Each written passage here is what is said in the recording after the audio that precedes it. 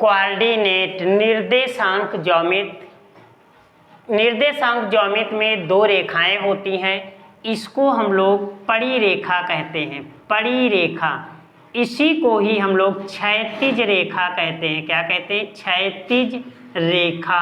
क्षैतिज रेखा यानी horizontal line होती है, हॉरिजेंटल लाइन होती है। और ये ऊर्ध्वाधर रेखा होता है, ऊर्ध्वाधर रेखा होती है, जिसको हम लोग परपेंडिकुलर कहते हैं। परपेंडिकुलर लाइन बोलते हैं, परपेंडिकुलर लाइन होती है। ये पड़ी रेखा है और इसको खड़ी रेखा कहते हैं। ये खड़ी रेखा और पड़ी रेखा होती है। ये दोनों रेखाएं एक दूसरे को केवल एक बिंदु पर काटती हैं, केवल एक बिंदु पर काटती हैं। जिस बिंदु पर काटती हैं उसे मूल बिंदु कहते हैं, उसको मूल बिंदु कहते हैं। ये एक्स एक्सिस होता है और ये एक्स डैश एक्सिस होता है और ये वाई एक्सिस होता है और ये वाई डैश एक्सिस होता है।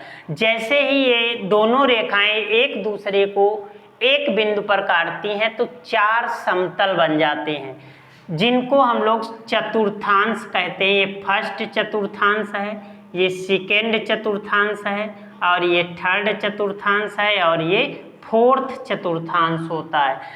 फर्स्ट चतुर्थांश में दोनों x और y दोनों जो है पॉजिटिव होते हैं। सेकेंड चतुर्थांश में x नेगेटिव y पॉजिटिव होता है।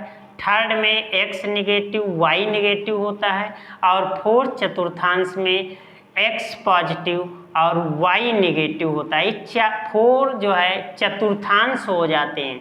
ये समतल कहलाते हैं। ये कहाँ से आते हैं? इसको समतल बोलते हैं। इसमें दो एक्सिस दिखाई देंगे, ये x एक्सिस होता है और ये y एक्सिस होता है। यहीं पर इस समतल पर कहीं पर भी अगर बिंदु होता है तो उसकी स्थिति बतानी होती है। अगर ये बिंदु यहाँ P बिंदु पर है तो इस बिंदु की अगर स्थिति बतानी है तो ये मूल बिंदु से हम बताते हैं। यहाँ से चली गई दूरी x अक्ष पर, इधर से चली गई दूरी y अक्ष पर होता है। ये x अक्ष है और ये y अक्ष है। यहाँ से ये x होता है और ये y होता है, इसको x अक्ष कहते हैं। और अगर इस बिंदु की स्थिति बतानी हो तो x कामा y होता है, x कामा y होता है। इसको x अक्ष और इसको y अक्ष, इस बिंदु को ही ये जो x और कामा से जो बनते हैं उन्हीं को ही हम लोग निर्देशांक कहते हैं। निर्देशांक कहते हैं, x कामा y कहते हैं। अब हम देखेंगे कि अगर कोई बिंदु है तो उनकी स्थिति हम कैसे बताते हैं। अगर ये चतुर्थांश ये दोनों रेखाओं से खींच लेंगे और अगर कोई बिंदु A है 3,4 है तो स्थिति बताने के लिए इनके चिन्ह देखते हैं। 3 भी प्लस है, y भी प्लस है, तो यही x कामा y है। तो ये बिंदु देखेंगे x अक्ष से, मूल बिंदु से x अक्ष पे 1 2 3 4 5 1 2 3 4 5 1 2 3 4 5 ये माइनस होते हैं और इधर को प्लस होते हैं, इधर को प्लस होते हैं और नीचे की तरफ माइनस होते हैं। -1 -2 -3 -4 -5। अब देखेंगे इनके चिन्ह जो है x पर पॉजिटिव प्लस प्लस, ये फर्स्ट चतुर्थांश में होगा।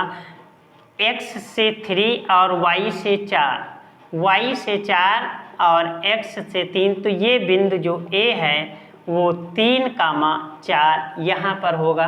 बस यही जो है स्थिति बतानी होगी और x अक्ष y अक्ष के चिन्ह देखेंगे।